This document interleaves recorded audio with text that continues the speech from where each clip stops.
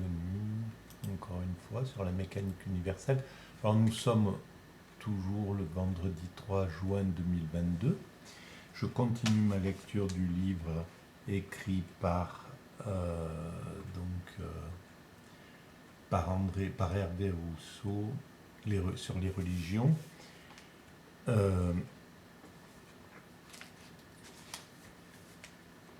Et sur le chapitre, je suis au chapitre 3, le salut comme participation à la vie divine. Alors après avoir vu le judaïsme, le christianisme, là nous commençons la réflexion sur l'islam. Alors, c'est une réflexion sur le devenir humain, en somme, hein, sur la finalité de l'humanité. C'est en lien avec mon travail sur mécaniqueuniverselle.net, et selon lequel l'humanité est destinée à atteindre son ultime perfection, sa perfection, la paix universelle, l'amour absolu, l'extase. Et voilà la finalisation parfaite de notre adaptation à cette planète, c'est-à-dire parvenir à un équilibre total, autrement dit, une vie sur cette planète sans l'abîmer, une vie parfaitement écologique. Voilà. Et je pense que nous sommes sur cette route-là. Il faudra peut-être encore des décennies, voire des siècles, pour atteindre cet état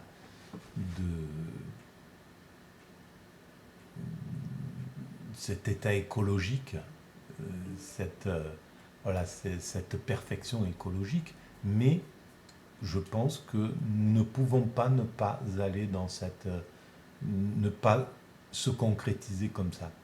C'est quelque chose d'intérieur à l'espèce humaine, à l'humanité. L'humanité ne peut pas ne pas se poser les questions sur qui sommes-nous, où allons-nous, d'où venons-nous, sur les grandes questions métaphysiques, ne peut pas ne pas chercher à s'adapter le mieux possible et à corriger ses erreurs. Voilà, on s'est adapté le siècle dernier ou les siècles précédents. On s'adaptait sans tenir compte du climat parce qu'on n'avait pas la vision de cela, et puis on n'avait pas le même impact que l'ère industrielle l'a eu sur la planète et qui nous pose un problème maintenant et qu'on doit résoudre. Et l'humanité évolue sans plan défini jusqu'à présent, et donc par tentative, erreur, par expérimentation des erreurs et des rectifications. On ne peut pas faire autrement. On a toujours fait comme ça jusqu'à présent. Alors, espérons que l'humanité devienne plus sage et n'ait plus besoin d'aller d'avancer un peu tête baissée, d'avancer un peu à l'aveuglette. Et d'ailleurs, tout démontre qu'on va vers une anticipation bien plus importante. On le fait dans la médecine, avec les médicaments. On anticipe, on ne met pas un médicament rapidement sur le marché.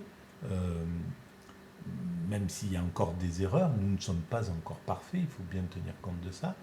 Pareil pour l'aviation, maintenant on commence à simuler les vols on peut faire on n'a pas besoin de casse-cou qui tentent.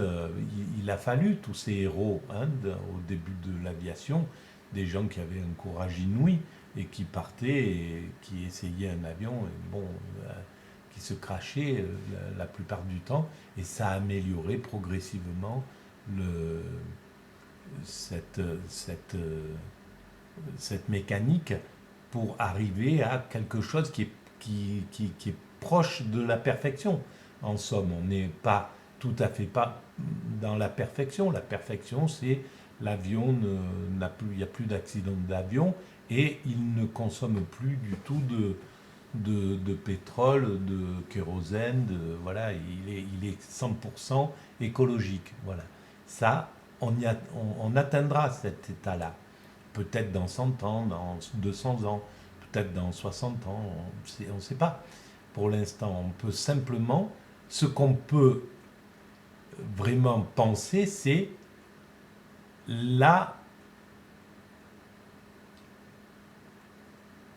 la victoire de de cette chose. On peut imaginer qu'on arrivera à atteindre cette perfection. Et ça devient très simple d'imaginer ça avec toute la puissance de calcul, de travail, l'énergie qu'on fournit pour découvrir des choses. Et puis maintenant, on a le passé. On voit bien que il y a 30 ans, on- peut-être quelques chercheurs se sont mis à faire des panneaux photovoltaïques qui, qui fournissaient 0,1% d'électricité et encore, voilà. Et on ne savait pas du tout si ça allait pouvoir, si on allait pouvoir améliorer ça. Et progressivement, on améliore et chaque année, on gagne des pourcentages. On est peut-être à 40, 50.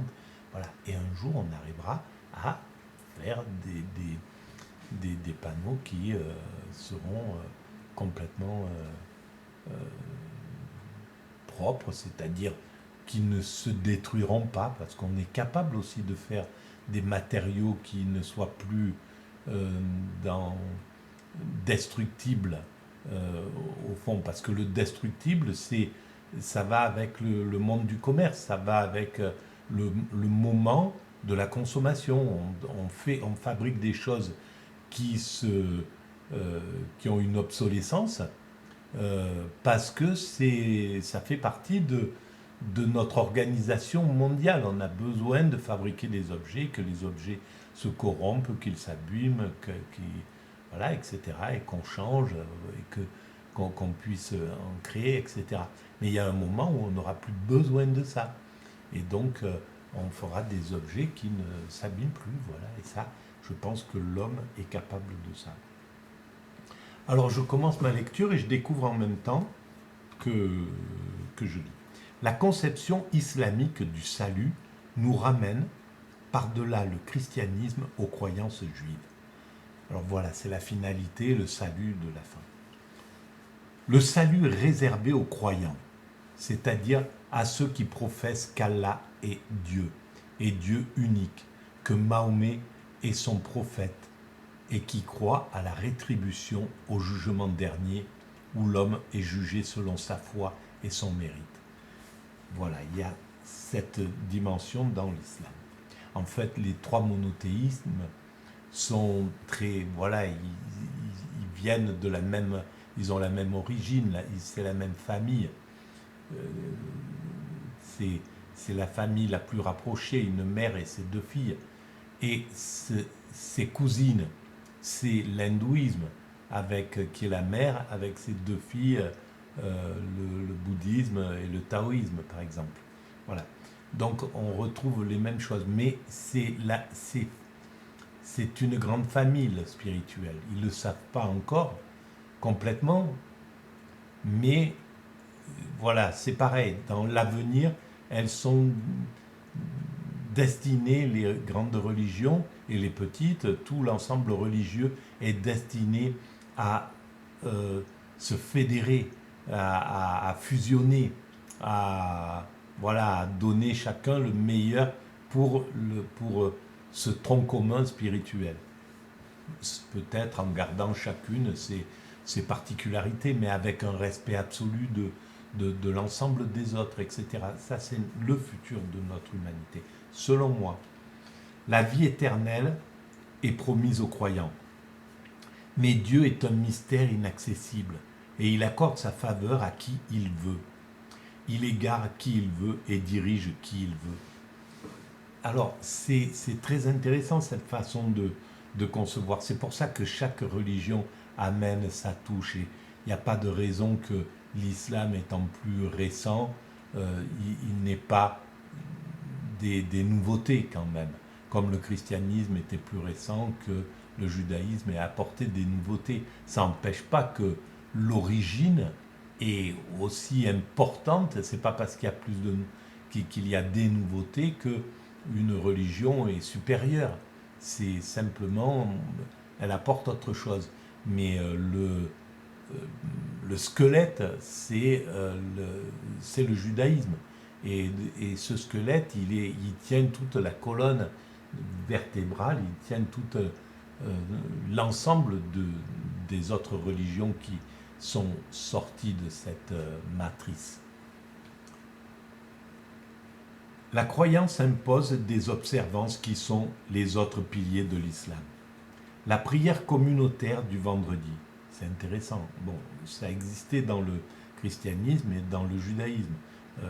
Voilà, dans le christianisme, c'est le dimanche, et dans le judaïsme, c'est le samedi. En plus des 5 prières individuelles quotidiennes, l'aumône légale qui purifie le jeûne du mois lunaire du Ramadan et le pèlerinage à la Mecque que l'on doit accomplir une fois dans sa vie. Chaque année, au jour prescrit, en union avec les pèlerins, des moutons sont égorgés au cours de la fête du sacrifice, Aïd al-Kébir. L'islam orthodoxe apparaît très formaliste et ritualiste. La distance infranchissable, alors oui, c'est vrai, c'est formaliste et ritualiste. Et ça a son sens. Voilà. Peut-être qu'ils retiennent le spirituel, peut-être qu'ils préservent un peu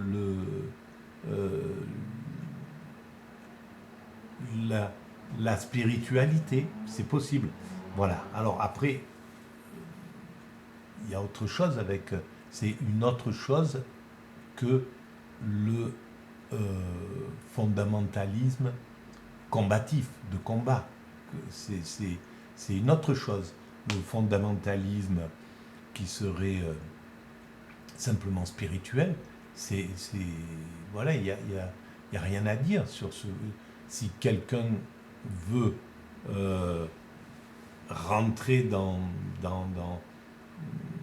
aller à fond dans sa spiritualité, c'est exactement ce que font les chrétiens. Certains chrétiens, c'est ce que font certains juifs, et qui ont certains hindouistes, certains bouddhistes, certains taoïstes, etc. Donc le fondamentalisme en lui-même n'est pas un problème. Le problème, c'est le fondamentalisme guerrier, le fondamentalisme de combat, le fondamentalisme politique qui s'appuie sur la religion pour mener un combat. Mais c'est pas du tout, la religion est épisodique là-dedans, dans cette affaire. C'est pas des spirituels qui partent en combat comme ça derrière l'islam. C'est pas vrai. C'est des guerriers qui se parent du vêtement spirituel. Mais ça n'a rien à voir, parce que quiconque s'intéresse à la spiritualité, et je suppose que le Coran, je ne l'ai pas lu, j'en ai lu que des petits passages, mais je suppose que le Coran, c'est la même chose. C'est l'amour du prochain, quoi qu'il arrive. C'est le respect d'autrui, etc., etc. Donc, s'appuyer sur le spirituel pour partir en guerre, c'est une erreur, je pense, au minimum. Voilà. Et c'est même un crime contre sa religion, parce qu'en fait, ça dégrade quelque chose qui n'a pas à être dégradé, qui n'a pas à être, on n'a pas à faire de notre religion un repoussoir pour les autres, quelque chose qui en ternit l'image, parce qu'il n'y a pas de raison. Le vrai spirituel, il est au-dessus de tout ça. Et donc, il adapte sa lecture de tous les livres sacrés au moment. Donc, il n'a pas euh, une lecture rigoriste, en somme. Une lecture basique, qui veut dire que si on dit tu dois faire le djihad, voilà, si tu ne comprends pas la métaphore, si tu prends le texte basique, évidemment, tous les livres sacrés ont des choses reprochables et qui sont même terribles à lire si on ne transforme pas quand on lit. La distance infranchissable qui sépare la transcendance de Dieu et la créature humaine interdit en théorie toute autre relation que la soumission et l'adoration. Oui, alors ça s'explique, celui qui veut vraiment rentrer dans le spirituel, et devant ce principe créateur, on peut comprendre la soumission et on peut comprendre l'adoration. Et c'est clair que si le christianisme, et sans doute une partie, et peut-être le judaïsme aussi, ont développé les sociétés qui étaient basées sur le judaïsme et le christianisme, ont pu développer la technologie à ce degré,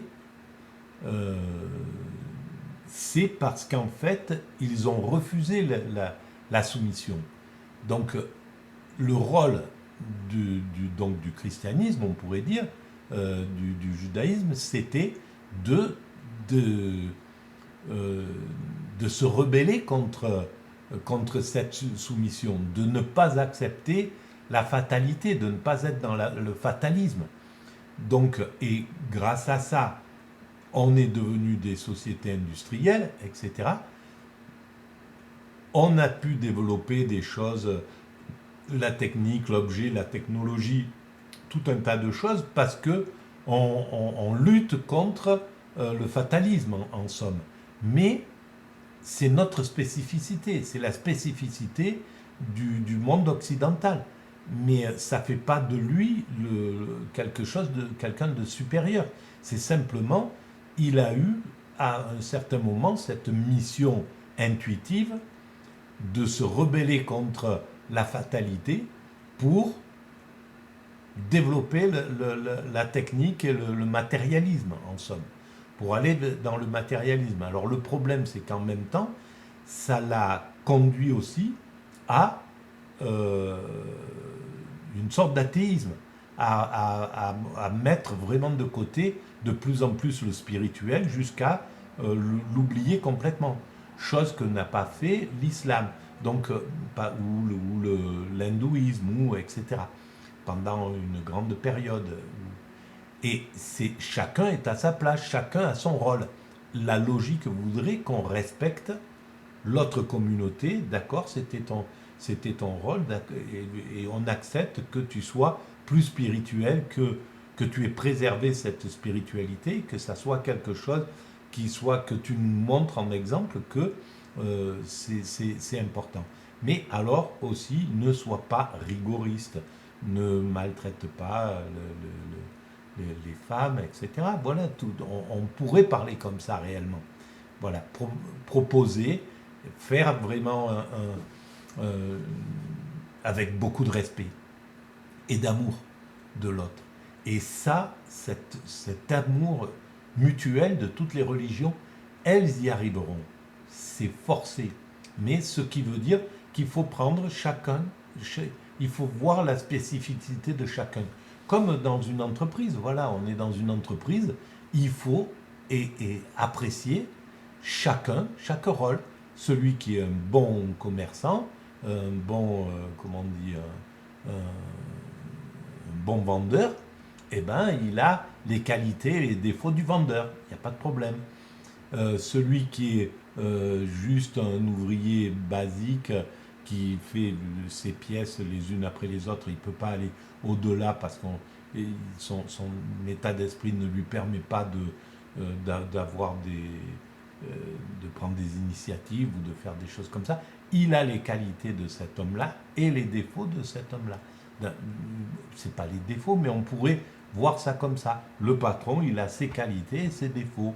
Chacun est comme ça. Et le respect voudrait qu'on apprécie chacun et qu'on critique pas l'autre, qu'on apprécie sa qualité plus et en disant ben voilà le défaut qui va avec c'est celui-là. Mais voilà. Et le défaut de l'Occident, c'est son éloignement du spirituel qui l'a conduit à se comporter comme des sauvages depuis 40 ans, par exemple, et sans foi ni loi, en respectant plus rien, plus aucune des grandes valeurs du spirituel qui dit tu t'occupes de ton prochain, tu partages, etc. Toutes ces grandes valeurs-là, tendre la joue à celui qui t'agresse au lieu de partir eh ben, il s'en est éloigné.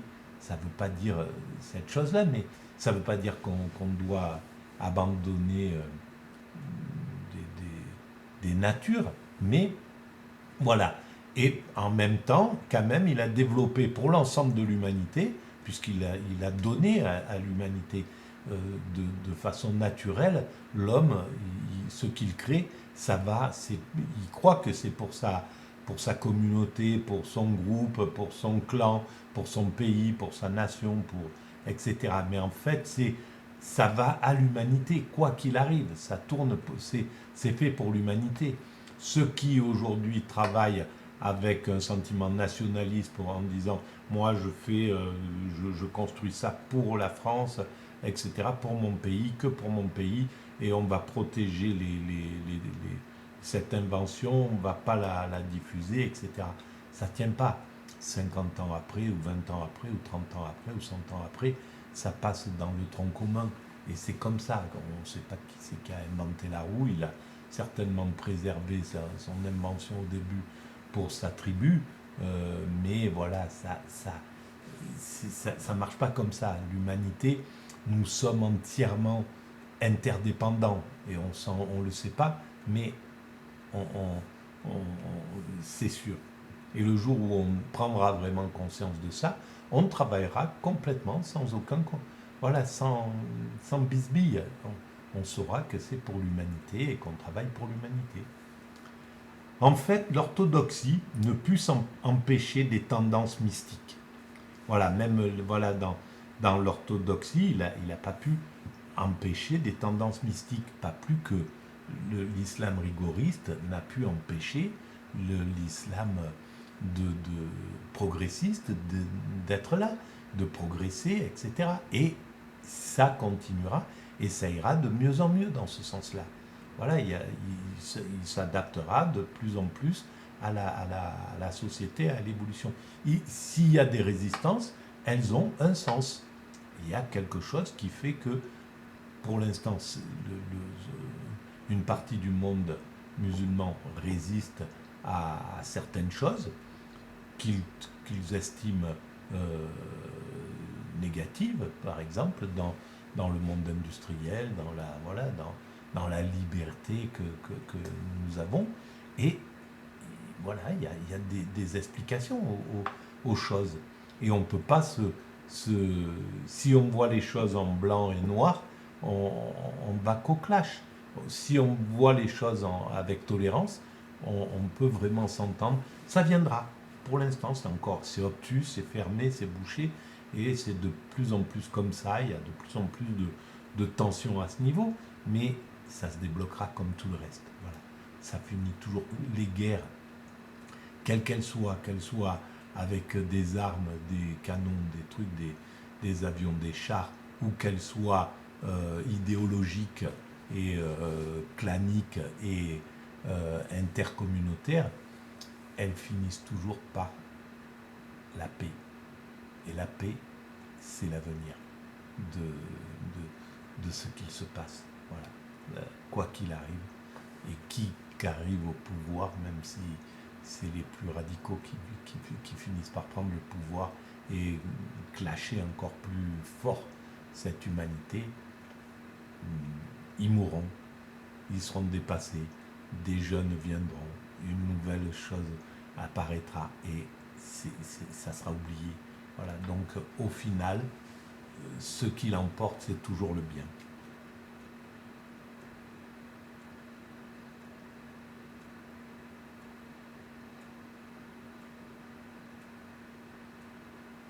Alors,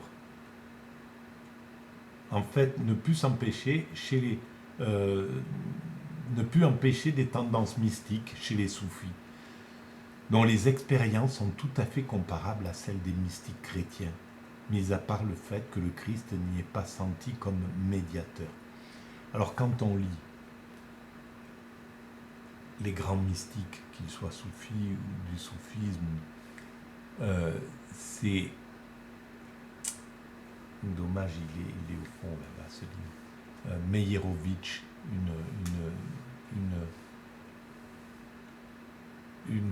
comment on pourrait dire, une orientaliste, une amoureuse de l'islam, qui a fait plusieurs livres et qui a rassemblé un petit peu les grands textes mystiques des soufis. Mais c'est extraordinaire. C'est d'une beauté renversante. On sent qu'ils ont tous fait l'expérience extatique et qu'ils vouent à Dieu un amour, mais d'une puissance et une compréhension et une intelligence et une poésie. Enfin, il y a tout ce que le monde oriental a de magique dans ses écrits, c'est extraordinaire à lire. Et voilà. Et tous ceux qui aiment la spiritualité, qu'ils soient juifs, qu'ils soient chrétiens, quand ils lisent cette dimension de l'islam, ils sont éblouis. Voilà, et il y a des quantités de juifs qui sont des orientalistes profonds, des chrétiens qui sont des orientalistes profonds, qui adorent la culture orientale. Et voilà. Et donc, c'est pour dire que on reviendra à cet amour. Voilà. Cet amour, il a été vécu. Et pourtant, bon, c'était pendant une période coloniale, oui. Au 19e siècle, fin du 19e siècle, tous les peintres partaient là-bas, en Orient, pour voir, parce qu'il se passait quelque chose. Il y a une quête du bien-être, etc. Il suffit de voir l'organisation, comment est construit un riad, il y a un goût pour les plaisirs qui est incroyable. Et voilà, il y a des défauts, il y a des choses critiquables, etc. Mais ça fait partie des choses. Il suffit de pouvoir se les dire tout doucement, tranquillement, avec voilà. Il n'y a pas à être et c'est pareil dans la culture juive, c'est pareil, c'est époustouflant, c'est extraordinaire de voir la quête des grands mystiques juifs, de lire Maïmonide, de lire tous les grands mystiques juifs, de lire tous les grands mystiques chrétiens, c'est extraordinaire, de lire tous les grands mystiques Sri Aurobindo, etc. Et puis il devait y en avoir des milliers, des dizaines de milliers dans l'hindouisme et dans le bouddhisme, etc., etc. Donc les livres sacrés, c'est une pure merveille à qui les regarde et les lit avec amour. L'islam, la culture orientale, c'est une pure merveille à qui la regarde avec amour. Voilà, le christianisme, c'est une pure merveille à qui regarde avec amour. Le judaïsme, c'est une pure merveille à qui le regarde avec amour. C'est tout, c'est juste ça la question. Cette tendance mystique fut souvent réprimée en islam. Le cas le plus célèbre est celui d'Al-Hallaj, qui, dans l'exaltation de ses expériences, avait osé proférer ces paroles scandaleuses. J'ai vu mon Seigneur avec l'œil du cœur, et je lui ai dit, qui es-tu? Il me dit, toi. Et ça, c'est magique, parce que c'est vrai, c'est ça. Quand tu es en état d'extase, et que tu vois le Seigneur avec l'œil du cœur, parce que dans l'état d'extase, tu vois avec l'œil du cœur, tu vois à travers l'amour, le cœur, l'amour, voilà. Donc tu es dans l'amour absolu, en état d'extase. Et là, tu comprends que tu es du côté du divin. S'il te dit si tu demandes à Dieu qui tu es, il te dit toi, parce que j'ai pris possession de ton esprit. Je suis dans ton corps, je vis, j'irrigue tout ton corps, tout ton esprit. Voilà, il n'y a plus d'ego, il n'y a plus de narcissisme, il n'y a plus de quête, etc. Tu es dans cet état d'extase, d'amour absolu. Je pilote ton corps et je t'irrigue de mon essence qui est l'essence de l'amour, de ce que tu ressens qui est de l'amour absolu, du bonheur, de la jouissance. Et ben c'est l'essence, c'est moi, c'est le divin, moi qui suis dans l'atome, dans le quarks, dans le vide qui constitue l'atome. Et maintenant, je suis toi-même. Ton existence, c'est la mienne. Et c'est aussi mon vouloir. Exact. Alors là, je ne l'avais pas lu, ça. J'ai lu des choses à l'âge. Mais ça dit tout ce que j'ai vécu dans cette expérience extatique. Ça représente tout. Et maintenant, je suis toi-même. Ton existence, c'est la mienne. Et c'est aussi mon vouloir. Et quand j'ai fait l'expérience d'extase, comme ça, qui a duré une semaine, elle est venue accidentellement, je ne savais pas que j'étais dans cet état, je m'en suis rendu compte à la sortie de cet état-là plus tard, et j'étais dans cet état de jouissance pure, voilà, je vous renvoie à ce que j'ai écrit sur la mécanique universelle pour en voir un peu et il faudra que je fasse des vidéos vraiment profondes sur cette expérience pour bien l'expliquer. Mais j'ai compris que j'étais vécu par quelque chose, mais je ne savais pas, je ne pouvais pas mettre Dieu parce que je ne croyais pas vraiment en Dieu, j'étais pas vraiment, je ne me posais pas la question de Dieu, c'était le tout début de la mécanique universelle, j'avais construit la base, j'avais bien vu que sur cette base, sur ce squelette de la mécanique universelle que j'avais écrit, une dizaine de pages, je parlais de Dieu, voilà, j'avais vu qu'il y avait Dieu dans cette chose-là, mais j'avais aucun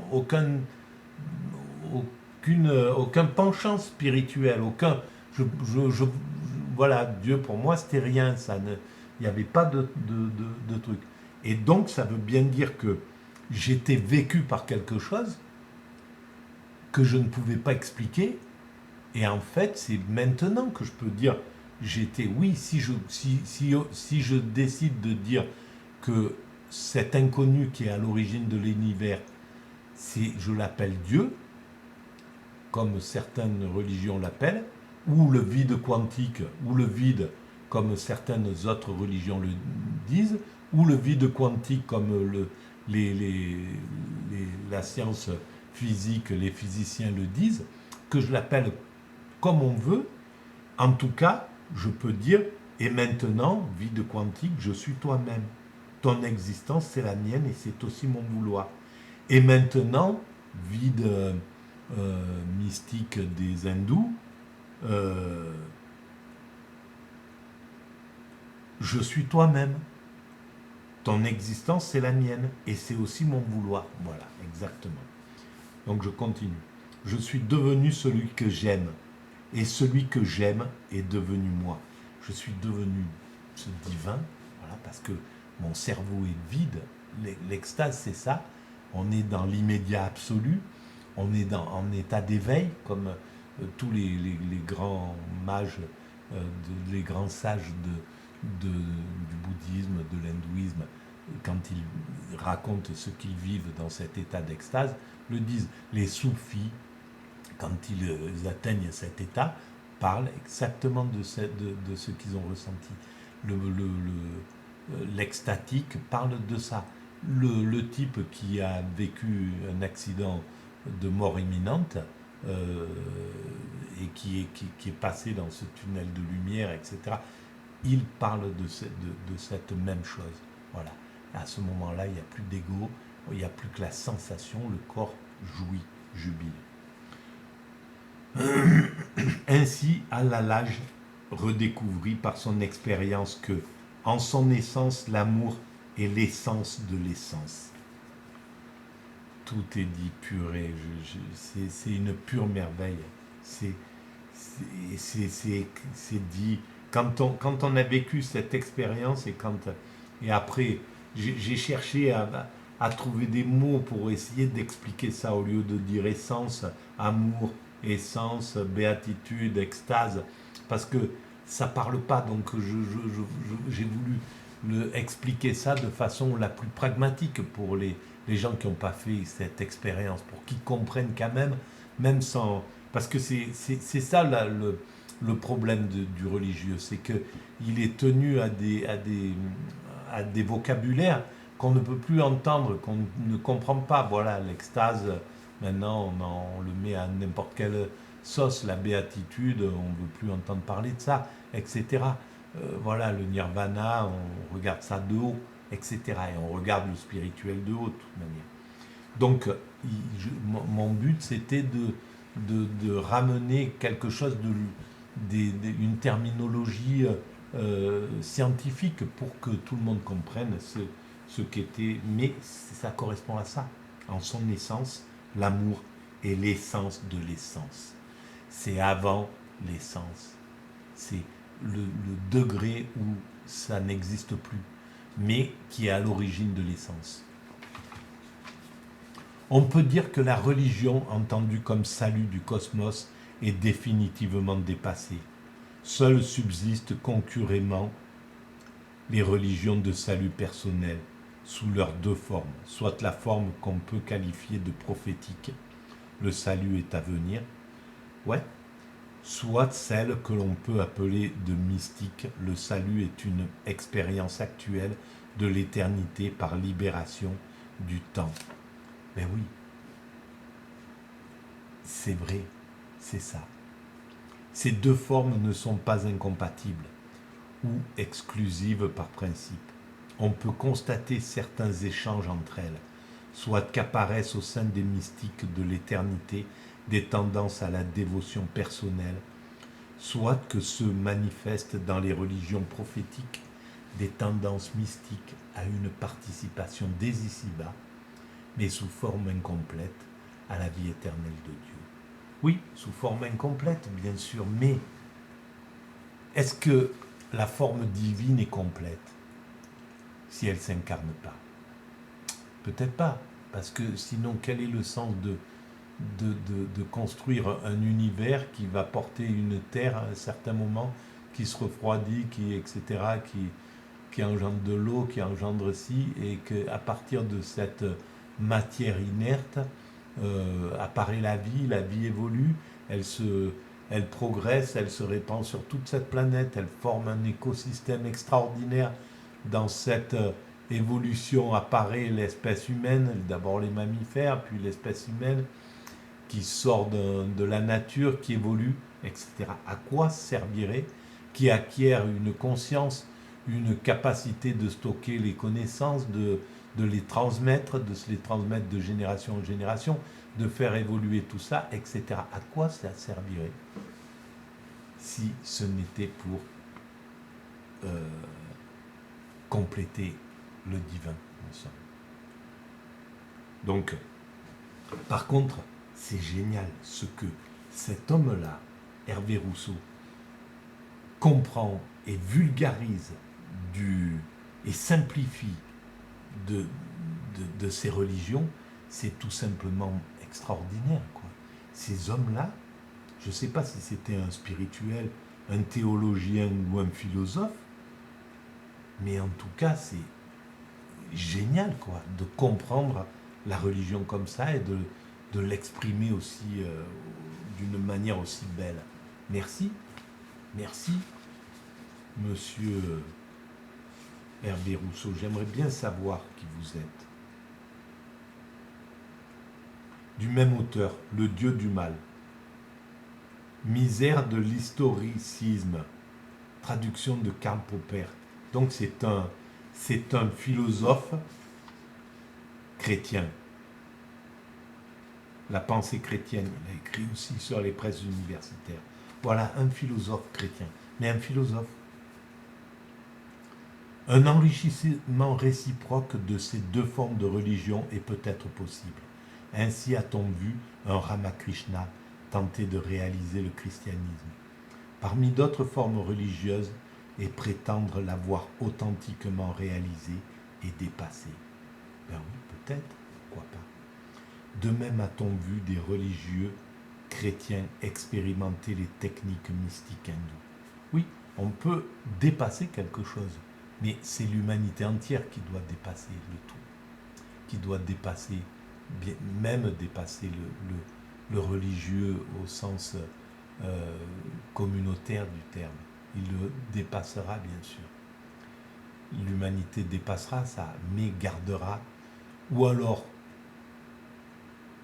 aura été tellement aidée par toutes ces grandes religions qu'elles s'effaceront tranquillement une fois que ça sera, en disant ça y est, on a accompli notre rôle dans cette humanité, on s'efface, voilà, et on laisse l'homme jubiler de Dieu sans qu'il ait de besoin de religion, en somme. C'est très possible.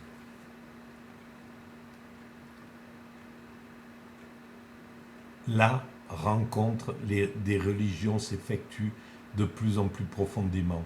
Quel en sera le résultat? On observe que le christianisme, longtemps hostile à toutes les autres religions, il a raison quand même, il met un peu d'esprit critique, adopte actuellement une attitude beaucoup plus ouverte. C'est vrai. Notamment l'Église catholique, lors du Concile du Vatican II, a publié une déclaration sur les religions non chrétiennes qui contraste avec les anciens anathèmes. Par ailleurs, l'œcuménisme visant l'union des églises chrétiennes progresse lentement mais sûrement. Voilà, lentement mais sûrement. Et toute progression lente mais sûre aboutit à sa perfection. Voilà. En tout cas, c'est une pure merveille. Je pense qu'il n'y aura pas d'autre. Après, c'est l'organisation religieuse. Est-ce que ça m'intéresse de commenter ça? Les médiateurs. Ah, tiens, les médiateurs, peut-être. Les médiateurs Brahman, Moïse, je suppose, etc., etc. Les prophètes. Ah, je lirai peut-être ça, tiens. Après, la communauté religieuse, tout ça, bon, c'est intéressant, mais ça, voilà. Moi, je suis un peu plus basé sur, voilà, hôtel, temple, image, tout ça, c'est secondaire. Après, peut-être les conceptions du divin. En tout cas, ce livre est merveilleux. Voilà. Bon, je vous remercie pour cette écoute. Il est très tard, donc je vais